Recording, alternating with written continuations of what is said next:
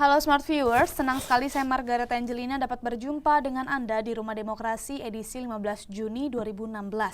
Sejak Partai Golkar mendeklarasikan dukungannya untuk Basuki Cahayapurnama atau Ahok, lengkap sudah kebutuhan jumlah kursi di DPRD DKI Jakarta dalam mengusung Cagup dan Cawagup DKI untuk Pilkada 2017 nanti.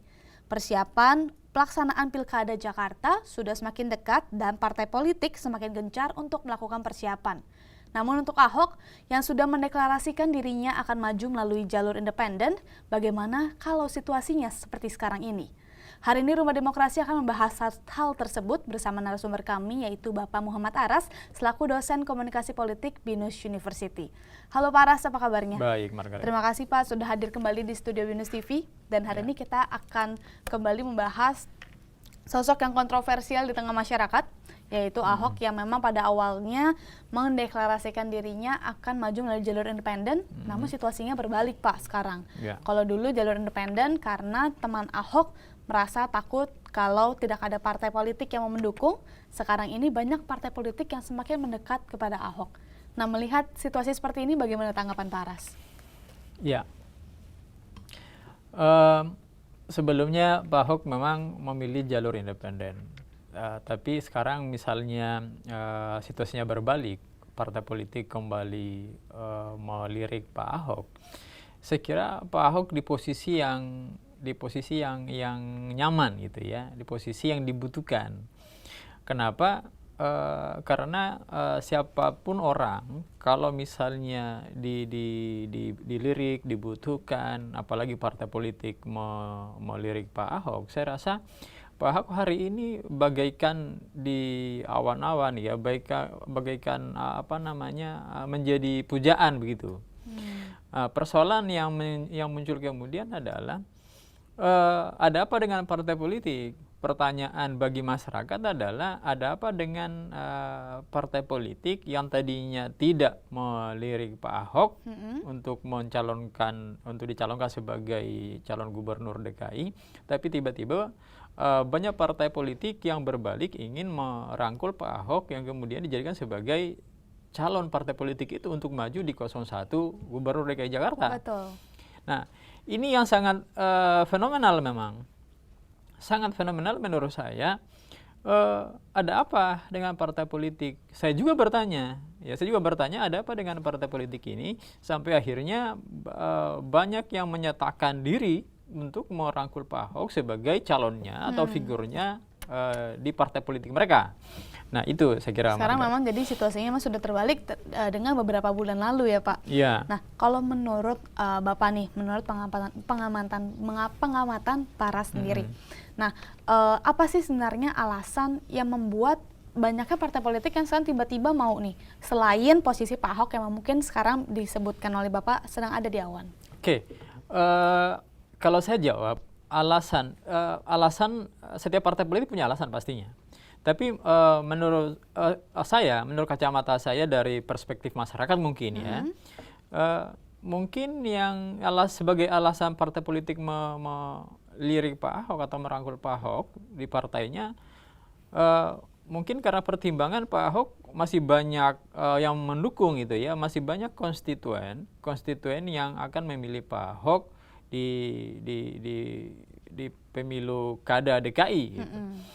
Nah, itu yang pertama. Yang kedua adalah sosok Pak Ahok yang sangat fenomenal hari ini untuk di DKI menjadi pertimbangan khusus karena jujur saja karakter pemilih ya tidak terkecuali di DKI Jakarta. Karakter pemilih hari ini itu adalah senang dengan hal-hal yang kontroversial, hal-hal yang selalu dipojokkan, tapi pada akhirnya yang dipojokkan itu menjadi booming dan dinyatakan baik-baik saja adanya gitu.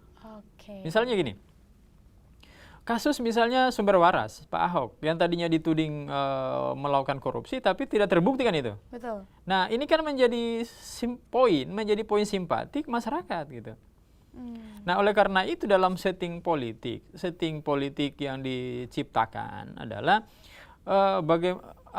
pencitraan ini menjadi poin sebenarnya.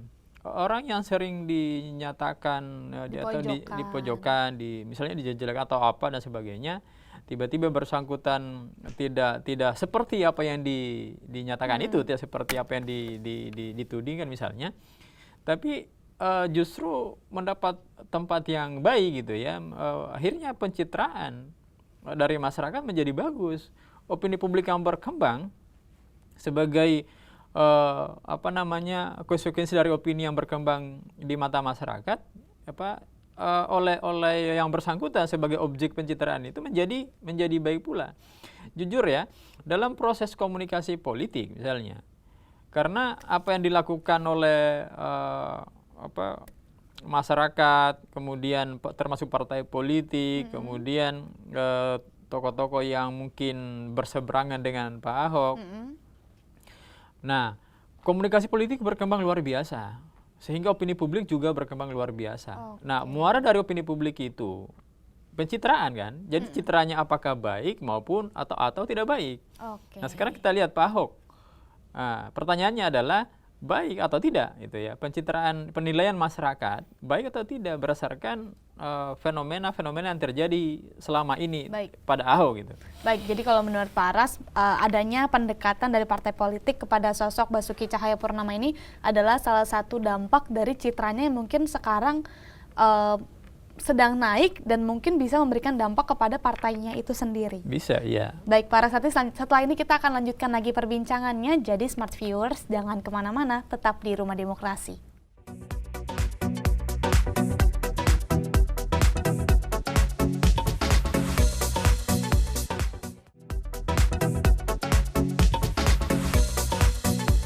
Terima kasih Smart Viewers karena Anda masih menyaksikan Rumah Demokrasi. Nah, Pak Aras, kita lanjutkan lagi nih Pak. Ya. Jadi dikabarkan katanya sekarang ini sudah ada beberapa partai yang menyatakan dukungannya.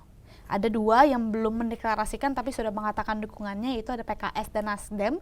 Dan yang sudah mendeklarasikan dukungannya adalah salah satu partai besar di Indonesia, yaitu Golkar. Nah, kalau menurut Pak Aras nih, ada apa sebenarnya di balik semua ini Pak? Ya, kalau pertanyaannya ada apa, jawabannya adalah memang ada kepentingan politik. Nah, tapi kepentingan politik ini kan harus kita lihat, kita harus lihat latar belakangnya gitu ya. Latar belakang Golkar mendeklarasikan diri untuk mencalonkan Pak Ahok sebagai Gubernur DKI Jakarta. Saya sendiri sebenarnya kurang tahu apa dasar dari Partai Golkar gitu ya. Tapi kita melihat dari perspektif yang umum ya, perspektif dari kacamata masyarakat. Yang pastinya kalau misalnya udah benar-benar Golkar mendeklarasikan diri untuk mencalonkan Pak Ahok sebagai 01 di DKI, berarti ya Golkar kepentingannya adalah karena melihat Pak Ahok memiliki hari ini konstituen yang masih besar, yang masih banyak gitu, yang memilih Pak Ahok. Nah, atas dasar itu barangkali Golkar memilih Pak Ahok gitu. Itu yang pertama. Yang kedua, ya konstelasi di Golkar memang kita tahu partai ini kan partai besar gitu ya. Pengaruhnya juga besar. Pengalaman mengelola negara itu luar biasa besar pengalamannya gitu. Apalagi misalnya hanya DKI, ya. Nah, Golkar saya kira memilih Pak Ahok sebagai calon 01 di DKI, saya sendiri kurang paham gitu. Kurang paham ada apa dengan Golkar memilih Pak Ahok. Tapi secara rasional saya bisa jawab bahwa Golkar landasannya atau dasarnya memilih Pak Ahok adalah ya ingin memenangkan partainya sebagai 01 di DKI, yang menguasai DKI adalah Golkar misalnya gitu ya.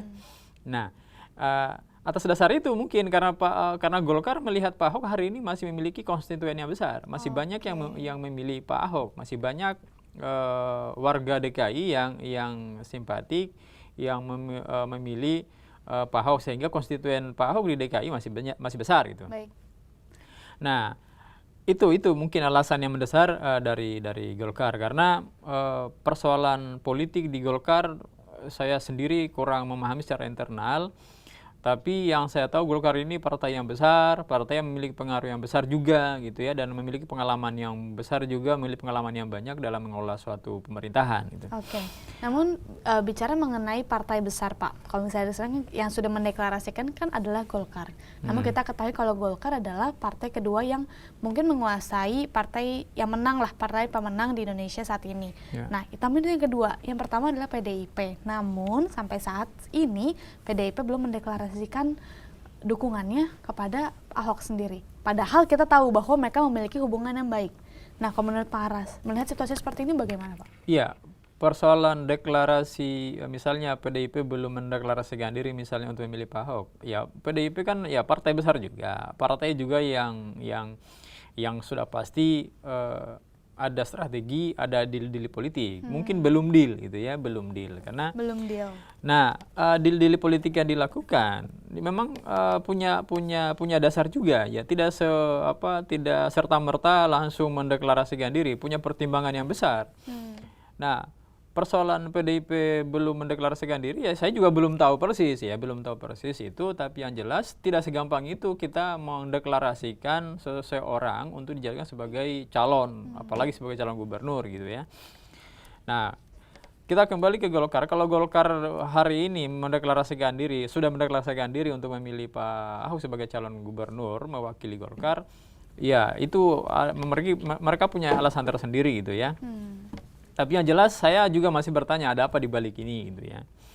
Nah, kemudian partai-partai yang lain, misalnya ada partai saya dengar ada tadi Ada Nasdem dan ada juga Nasdem, PKS. ada PKS. Nah, dua partai ini juga, apalagi PKS, saya juga belum tahu persis alasan PKS memilih atau mendukung Pak Ahok untuk menjadi 01 gitu. Nah, dari beberapa partai politik mendukung atau tidak mendukung itu punya alasan. Alasan inilah hanya mereka yang tahu. Masyarakat itu hanya mengamati sebenarnya, hanya menunggu keputusan partai politik mendukung atau tidak mendukung, mendeklarasikan atau tidak mendeklarasikan.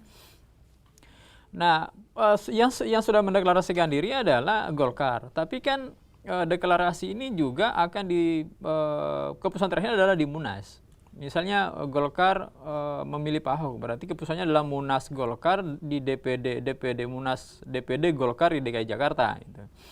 Nah, apakah ini benar-benar mereka mendukung Pak Ahok atau bagaimana? Gitu ya, kita tidak tahu.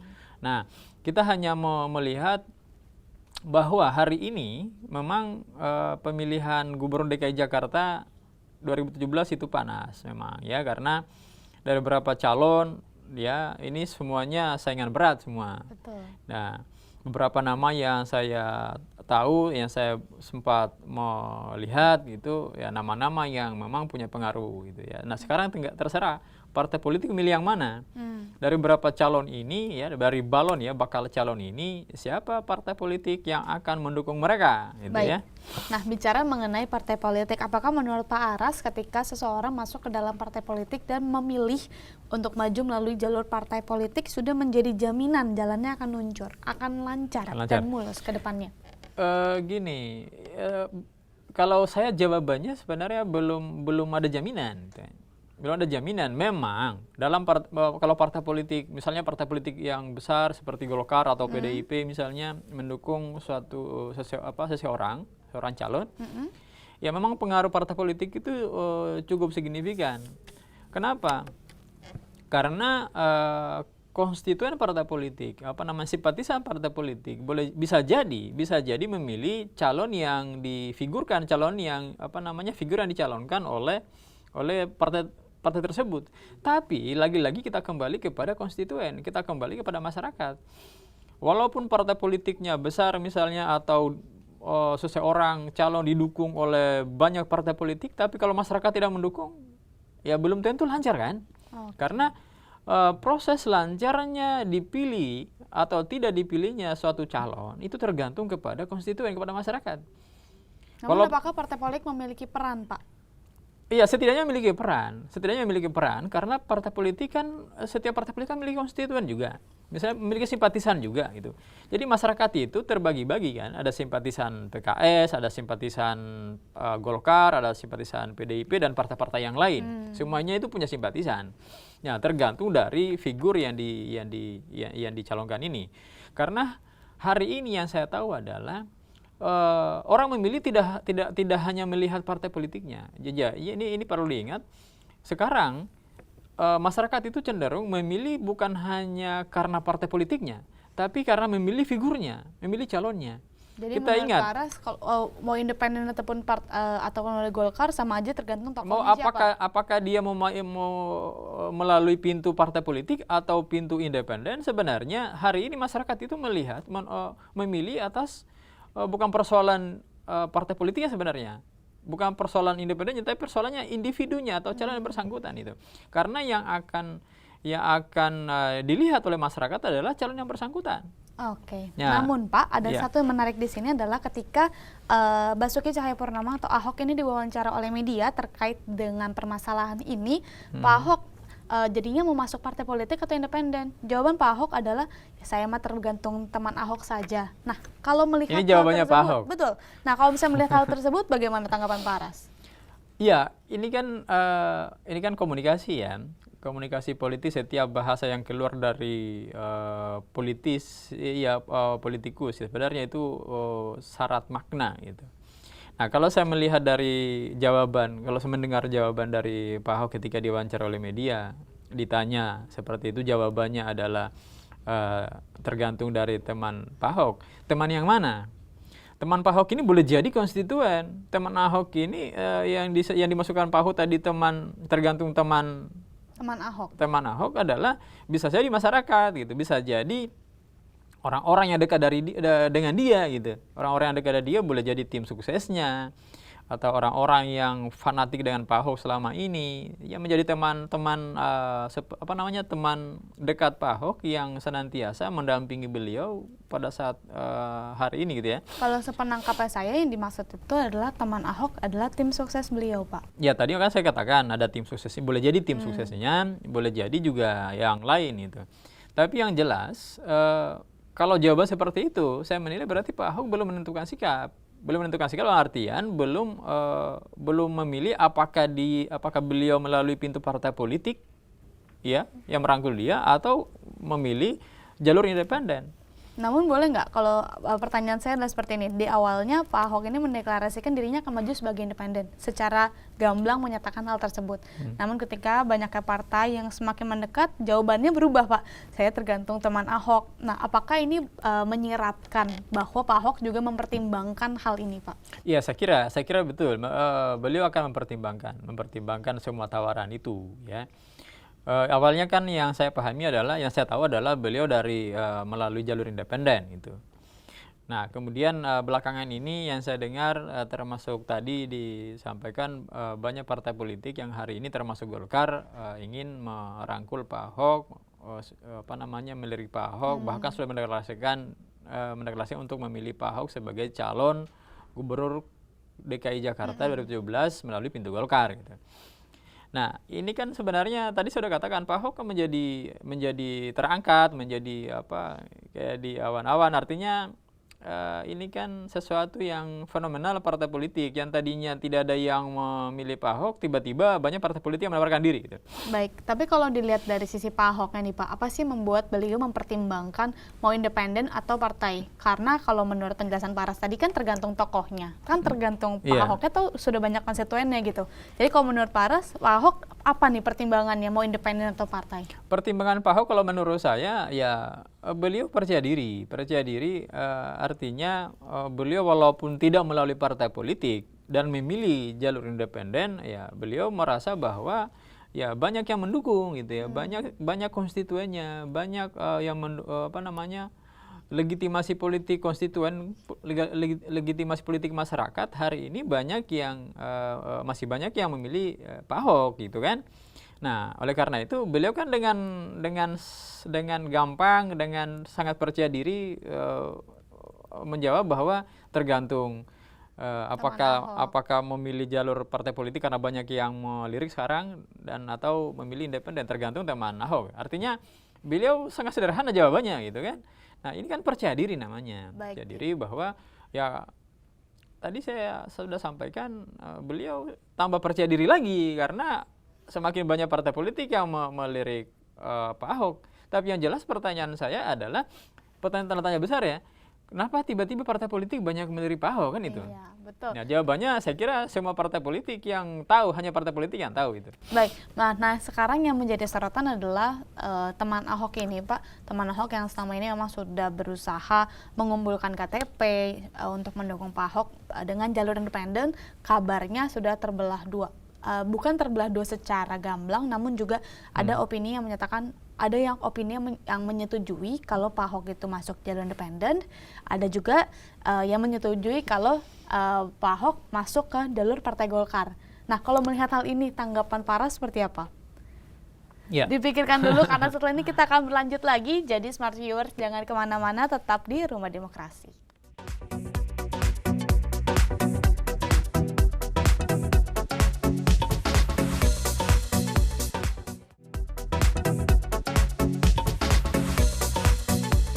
Terima kasih Smart Viewers karena Anda masih menyaksikan Rumah Demokrasi. Nah, Paras, gimana nih jawaban yang tadi sempat terpotong sebelum iklan? Ya, jadi di timnya Pak Ahok isunya bukan terpecah kontroversial. Jadi memang ada dua opini. Terpecah opininya. Ada yang memilih Pak Ahok masuk jalur partai politik, ada yang timnya yang lain mengatakan masuk di jalur independen. Ya, ini karena pertanyaan Margaret aja sebenarnya. Saya memang belum tahu timnya Pak Ahok punya pilihan dua ini atau tidak. Tapi kalau misalnya pilihannya ada dua seperti ini, ya sekarang Pak Ahok tinggal memusyawarahkan ini dengan timnya. Apakah timnya serentak memilih jalur independen atau jalur partai politik? Tapi yang jelas sebagai Pak Ahok memang pusing juga sebenarnya karena diperhadapkan dua pilihan. Betul. Nah, dua pilihan ini konsekuensinya adalah konsekuensinya adalah nanti pada konstituen gitu.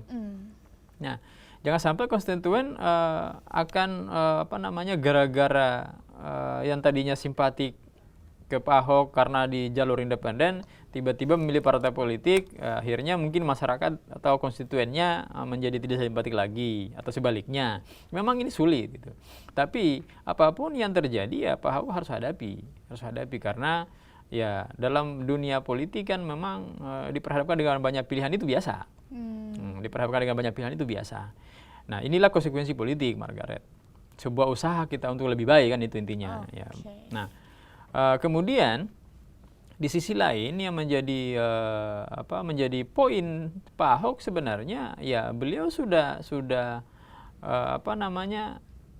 kalau menurut saya tersanjung gitu. Kenapa tersanjung? Yang tadinya partai politik meninggalkan Pak Ahok misalnya gitu ya, atau dalam artian tidak memilih Pak Ahok, tapi hari ini banyak partai politik yang melamar gitu. Salah satunya Golkar yang memang beberapa bulan lalu jelas menentang, namun sekarang adalah salah satu yang mendeklarasikan dukungannya. Nah, itu dia saya juga bingung gitu ya, bingung dengan partai politik dalam artian ini Golkar ada apa gitu. Tadi pertanyaan besar saya kan, tanda tanya besar saya adalah ada apa dengan Golkar yang tadinya tidak memilih Pak Ahok gitu, tapi sekarang justru melamar Pak Ahok dan katanya sudah mendeklarasikan diri untuk memilih Pak Ahok sebagai 01 di DKI Jakarta. Iya. Gitu. Dan ada satu lagi sorotan untuk partai yaitu Nasdem dan Hanura yang dari awal itu sudah mendukung Ahok, entah yang memberikan dukungan penuh, entah Pak Ahok mau melalui jalur independen atau partai politik, yang pasti dua partai ini mendeklarasikan dukungannya.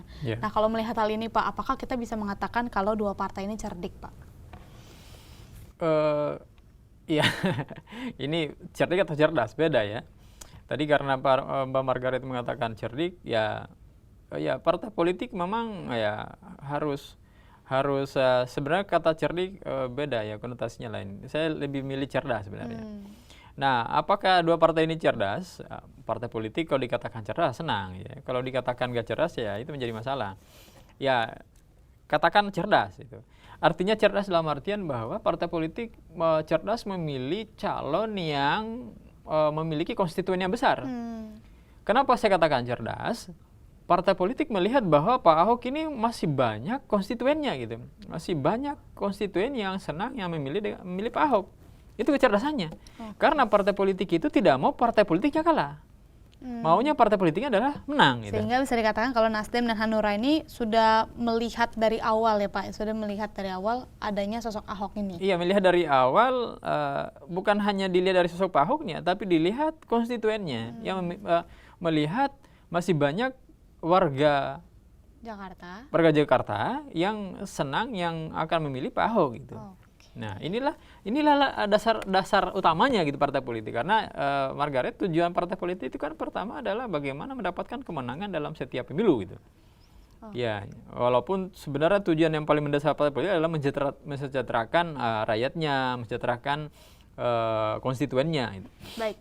Nah, kembali bicara mengenai pemilu ini, Pak. Sekarang ini kan Pak Ahok memang dihadangkan kepada dua pilihan nih. Kalau masuk partai politik, ya berarti dia harus ibaratnya menjilat ludah sendiri yang awalnya sudah mendeklarasikan akan maju independen, namun maju ke partai politik. Walaupun lebih aman mungkin, karena kan ada wadahnya. Namun kalau misalnya tetap melalui jalur independen, juga Pak Ahok dihadangkan oleh kesulitan karena kalau dilihat KPU ini juga memiliki peran Pak dalam majunya independen ini. Karena kalau kita lihat sendiri, KPU itu banyak mengeluarkan aturan-aturan yang kalau menurut saya pribadi itu aturan-aturan dikeluarkan secara mendadak dan terkesan menyulitkan sosok Ahok untuk maju melalui jalur independen ini. Nah, kalau menurut Pak Ras bagaimana? Iya, sebenarnya gini. Sebenarnya KPU bukan menyulitkan sebenarnya, tapi KPU berdasarkan aturan kan ada undang-undang KPU ya, ada undang KPU. Nah, di undang-undang KPU kan diatur misalnya gini, Pak Ahok memilih jalur independen. Kalau memilih jalur independen berarti kan ada aturannya tuh. Aturannya misalnya harus mengumpulkan KTP sekian banyaknya supaya memenuhi syarat untuk melalui jalur independen gitu. Nah, misalnya ketika mengumpulkan KTP ada dianggap cacat dan seterusnya, otomatis kan akan disuruh memperbaiki itu sehingga terkesan itu menyulitkan gitu ya.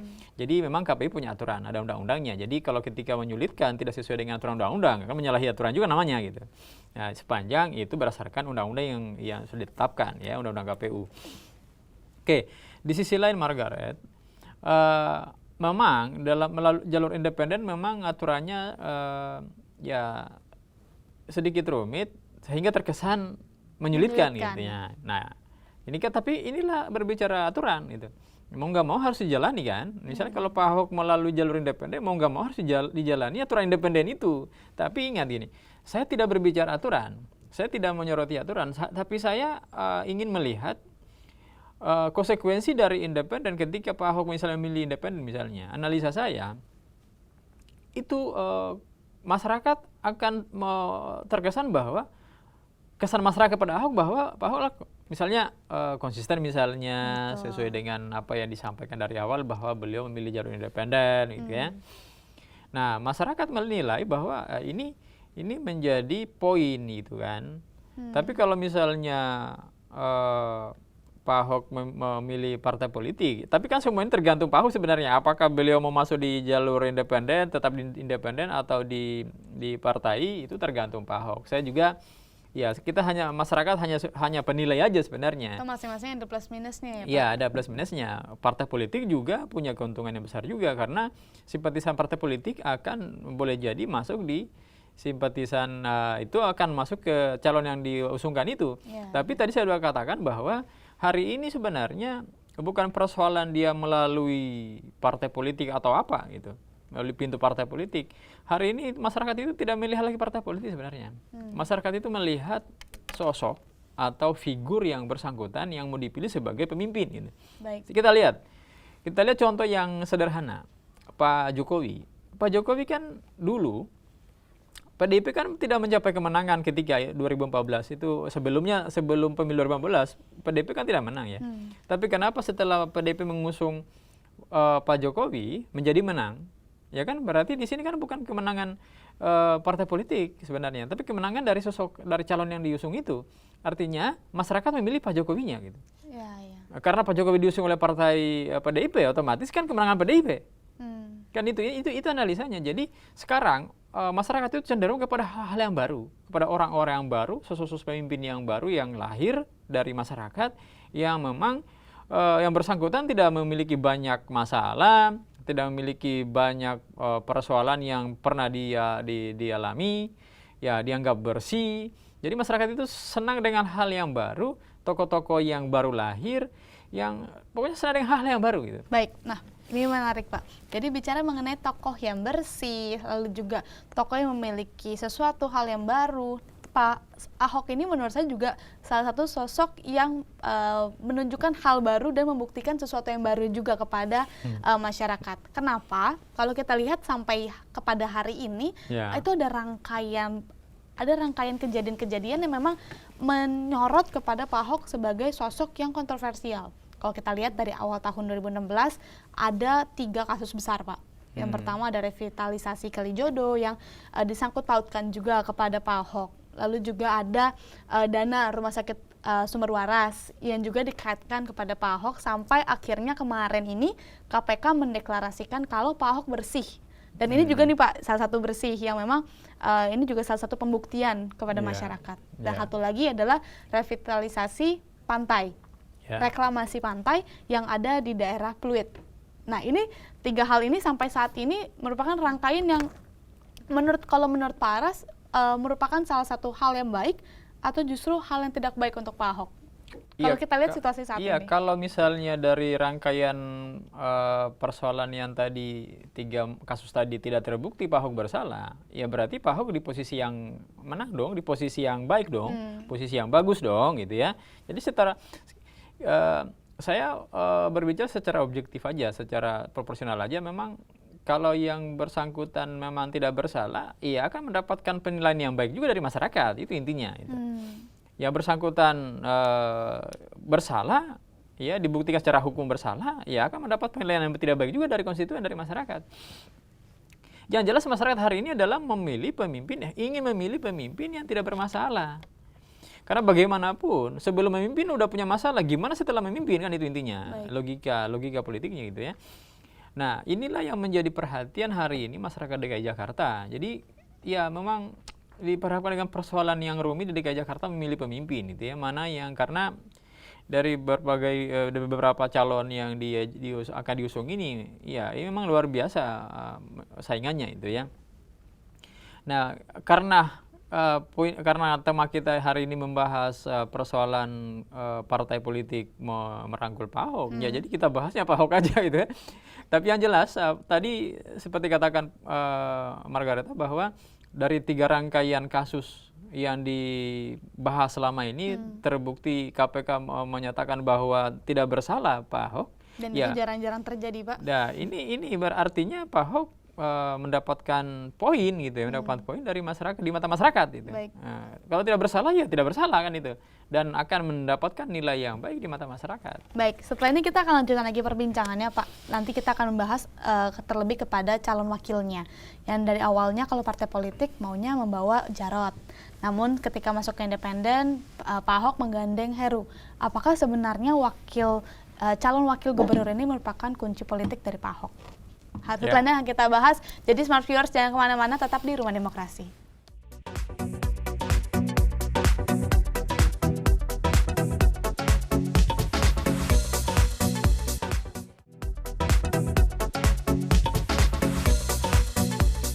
Terima kasih Smart Viewers karena Anda masih menyaksikan Rumah Demokrasi. Nah Pak, setelah perbincangan yang cukup panjang, kembali lagi ke pertanyaan yang tadi sempat terpotong. Menurut Pak Aras, apakah wakilnya akan menjadi kunci pilihan Pak Ahok untuk memilih antara jalur independen atau jalur partai politik?